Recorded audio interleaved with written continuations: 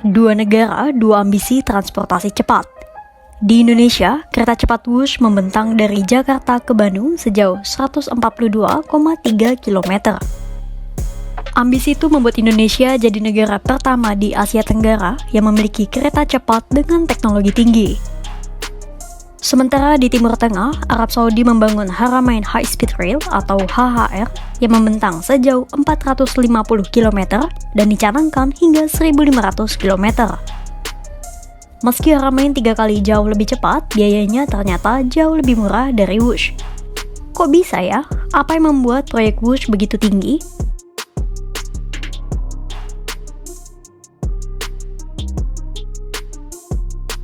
Ramai-ramai isu tentang kereta cepat Jakarta-Bandung Wush membuat publik membandingkannya dengan Haramain High Speed Rail di Arab Saudi. Biaya konstruksi kereta cepat HHR Arab Saudi dilaporkan mencapai sekitar 7 miliar dolar Amerika Serikat atau sekitar 116 triliun rupiah. Melansir situs HHR, trase kereta cepat ini membentang sepanjang 400 km dan menghubungkan dua kota suci, Makkah dan Madinah. Kereta cepat Arab Saudi ini bisa melaju dengan kecepatan hingga 300 km per jam. HHR punya 5 stasiun di Mekah, Al-Sulimaniyah dan bandara di Jeddah, KAEC, serta di Madinah. Lantas, bagaimana dengan Wush? Biaya konstruksi Wush menembus 7,26 miliar dolar Amerika Serikat atau setara dengan 119 triliun rupiah dalam kurs 16.500 rupiah. Trase Wush membentang sepanjang 142,3 km. Artinya, Wush lebih mahal sekitar 3 triliun rupiah dibanding HHR, meski panjang trasenya lebih pendek daripada HHR. Apa yang membuat Wush lebih mahal? Ketua Lembaga Pengembangan Jasa Konstruksi atau LPJK Kementerian PU, Taufik Wijoyono menyebut, perbedaan biaya itu sangat wajar. Karena karakteristik dan kompleksitas proyek di setiap lokasi atau negara itu berbeda-beda. Menurut Taufik, perbedaan fundamental itu tak hanya pada rolling stock atau keretanya dan persinyalannya, namun juga dipengaruhi kondisi lokal dan kompleksitas infrastruktur. Itulah mengapa Taufik merasa wajar apabila Wush jauh lebih mahal dibanding HHR. Dan untuk memahami perbedaan antara Wush dan HHR, Taufik menjelaskan bahwa ada beberapa faktor penentu yang membentuk total biaya sebuah proyek kereta cepat. Berikut faktor-faktor penentunya.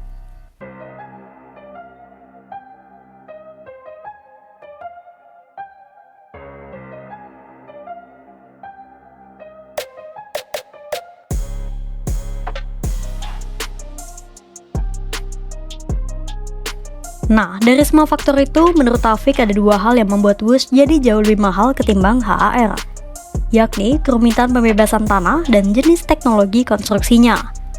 Lantas, seperti apa perbedaan utama antara Wush dan HHR Arab Saudi?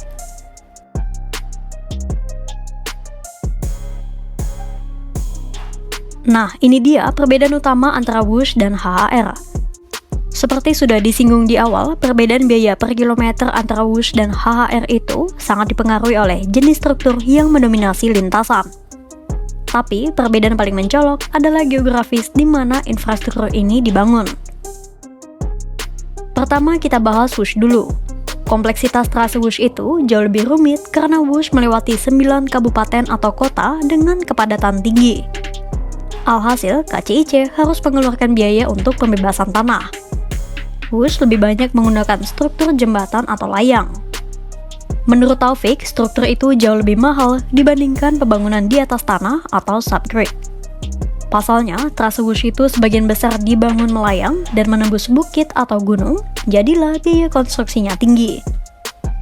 Struktur layang itu diperlukan untuk menghindari persimpangan sebidang dan mengatasi kondisi geologis yang kompleks serta kepadatan penduduk.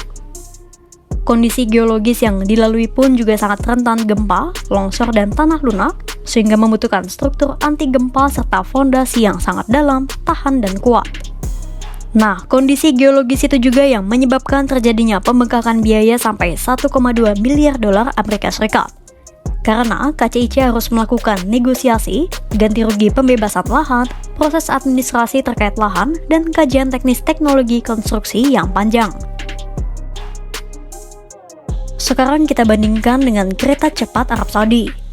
Walaupun trase HHR itu jauh lebih panjang, tapi mayoritas konstruksinya dilakukan di atas tanah atau subgrade, jadi lebih murah. Struktur yang dipakai pun lebih sederhana karena HHR melewati gurun dengan kepadatan rendah, sehingga risiko geologis dan gempa jauh lebih kecil.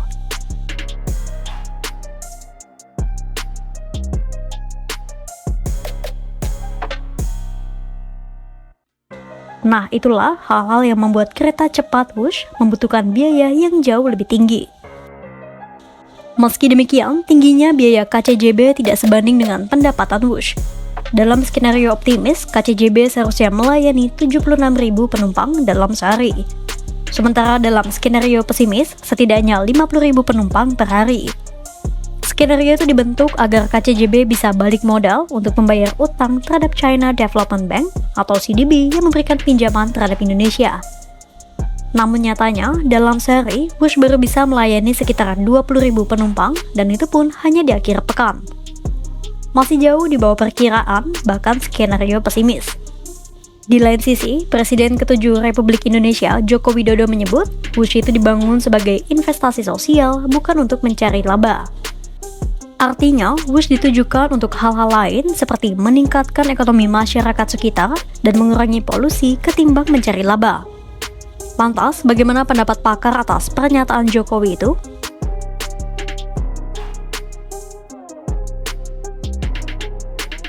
Ketua Bidang Advokasi dan Kemasyarakatan Masyarakat Transportasi Indonesia atau MTI, Joko Setiowarno menanggapi pernyataan Jokowi soal Wush sebagai investasi sosial.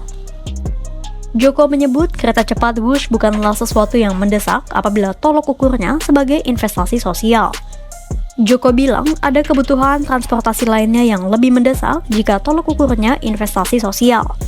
Misalnya dengan reaktivasi atau menghidupkan kembali rel-rel mati peninggalan Belanda.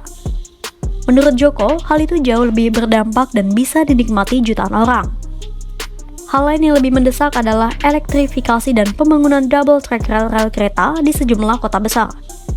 Meski begitu, Joko menyebut Wush sudah terlanjur dibangun dan terlanjur jadi beban untuk KAI.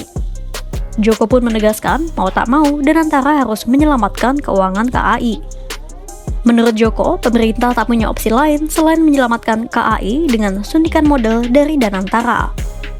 Istilahnya sama seperti Danantara menyuntik Garuda untuk membeli pesawat baru. Biaya besar di balik proyek Wush ternyata bukan semata karena inefisiensi, melainkan akibat medan rumit, lahan padat, hingga standar keamanan tinggi yang menuntut teknologi kompleks. Namun di sisi lain, angka triliunan rupiah yang dikeluarkan juga memunculkan pertanyaan. Seberapa cepat proyek ini bisa benar-benar memberi manfaat ekonomi dan sosial bagi masyarakat? Karena pada akhirnya, kereta cepat bukan sekadar soal kecepatan tempuh, tapi tentang seberapa jauh ia mampu membawa efisiensi bagi pembangunan dan bagi rakyat yang menumpangnya. Untuk itu, pantau terus informasi lainnya soal kereta cepat Wush hanya di kanal YouTube Kompas.com.